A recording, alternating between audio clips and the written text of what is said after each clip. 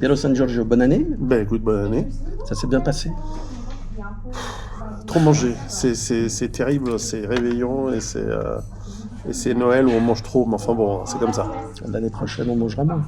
L'année prochaine, on risque de beaucoup moins manger, ou alors ou alors si on veut manger la même chose, ce sera beaucoup plus cher. Pour autant qu'on le trouve encore. Si on le trouve. Au marché noir. Ouais. Donc, tu voulais me poser quelques questions. Oui, tu m'as dit que tu avais des révélations sur des pays que tu connais bien. Ouais, combien tu payes? En Brousouf, il reste des cacahuètes là sur le bar. Ouais, alors on est un bar qui est absolument génial. Ouais, il faut venir. C'est le Vroom, c'est un bar qui est tenu par des sourds-muets. L'accueil est fantastique, c'est à la rue des Rois en face du cimetière, c'est vraiment top. Donc pour en revenir à mes révélations, vous avez vu qu'il y a une campagne actuellement concernant la Russie, comme d'habitude, les méchants Russes qui ont coupé le gaz. Alors bon, ouais, c'est les Russes qui ont coupé le gaz, c'est ça. Voilà. En fait, la réalité est un petit peu plus compliquée que ça.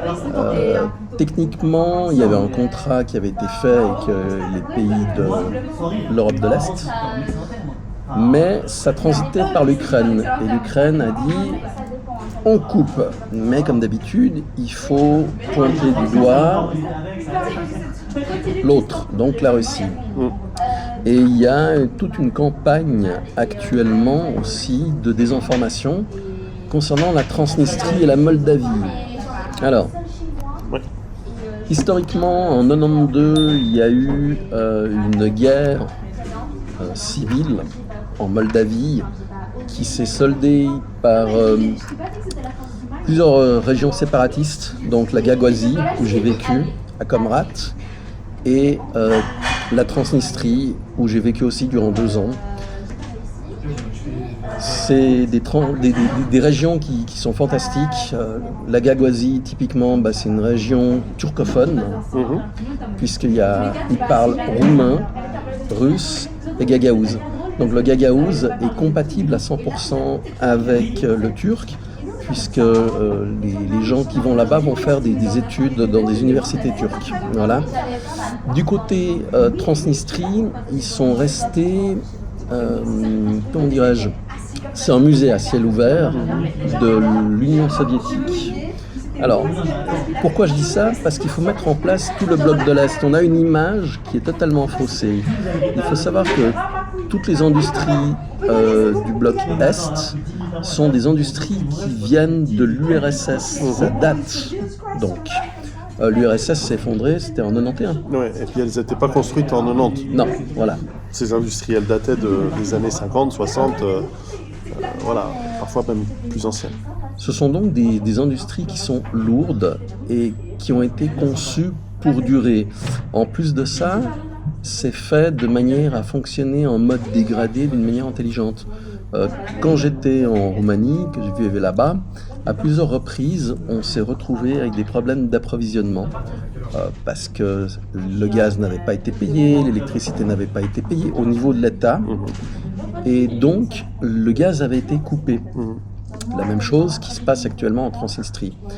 Or, les villes sont chauffées par des chaufferies industrielles pour toute la ville.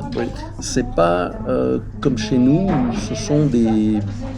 tu payes pas ton immeuble. Ça vient, ils sont en train de mettre en place ça dans pas mal de... Ce chauffage à distance, comme ils appellent. Ils le mettent en place dans les villes européennes maintenant.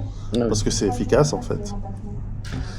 Et donc, à partir du moment où on voit qu'il y a des problèmes avec le gaz, on va réduire la quantité de gaz consommé, mais aussi la substituer par un autre combustible, du charbon.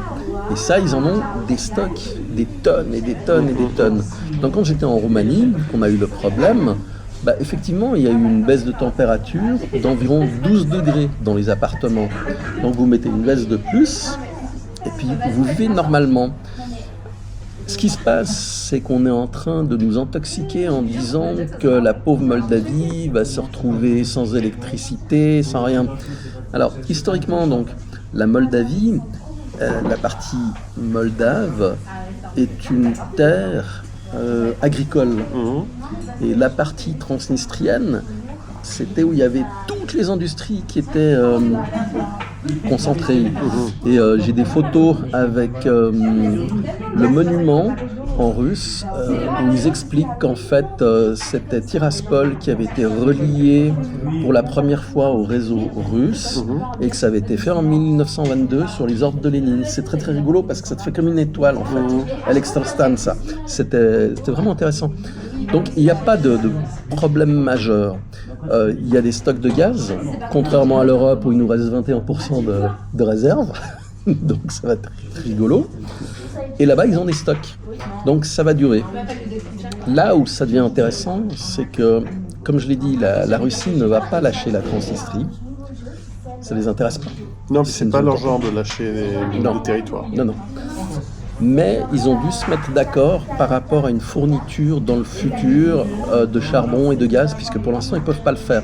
Qu'est-ce que ça signifie ?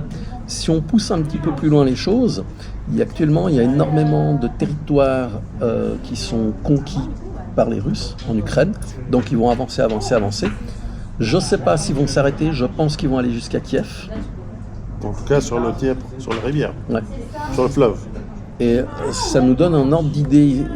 En gros, on nous dit qu'il y a 60 jours de réserve en Transnistrie, puisque la Transnistrie possède les usines thermiques qui fournissent l'électricité à toute la Moldavie et à une partie de la Roumanie. Donc, on ne peut pas les couper, on ne peut pas les arrêter. Ce qui signifie, s'ils ont entre 60 à 90 jours de réserve, ça veut dire que d'ici 60 à 90 jours, l'opération spéciale va se terminer. Puisqu'il faudra à nouveau les approvisionner d'une manière ou d'une autre. Donc là, ils ont utilisé ces réserves depuis déjà 2 ans et demi, presque 3 ans. Non, ils viennent de commencer à les utiliser. Ah oui, depuis que le gaz est coupé. Ouais. C'est ça, oui. Ouais. Donc après, dans 60 jours, là, c'est pas encore la fin de l'hiver pour eux. Non. D'accord. 60 à 90 jours. Ils peuvent mettre un anorak en même temps. Oui, de toute façon, actuellement, ils ont décidé de faire des coupures de 4 heures de courant par jour pour réduire la charge. Mais ça va être rigolo. Ouais, T'es fatigué, Pierrot? Oui, je suis un petit peu fatigué, oui. Mais c'est tard pour moi. Mais donc dans cette logique, ça veut dire que dans quelques mois, ça devrait s'arrêter. Ouais. Donc, de quelle manière ça peut s'arrêter ?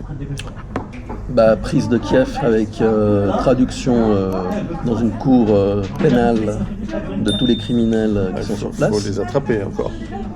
Oui, on peut les attraper, on peut les accidenter. On peut se la jouer à l'israélienne, aller les chercher là où ils sont encore pendant des décennies après. Oui, ou les Oreshniké. Ouais.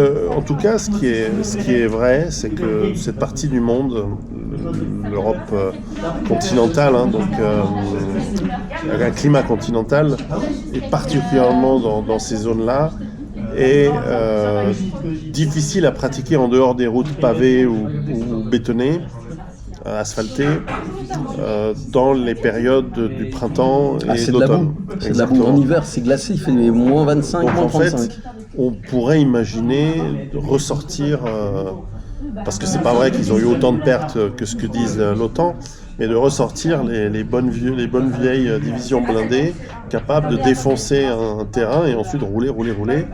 Et drone ou pas drone, une fois que tu as défoncé le front, il n'y a plus rien qui t'arrête pendant des kilomètres, dans des centaines de kilomètres. Donc on pourrait imaginer une guerre de mouvement qui redémarre avec des parachutistes, avec plein de choses. En tout cas, ça serait à la fois la saison, parce que c'est l'hiver et le sol est gelé, et simultanément, c'est le moment où là on voit que les Ukrainiens n'ont plus de force.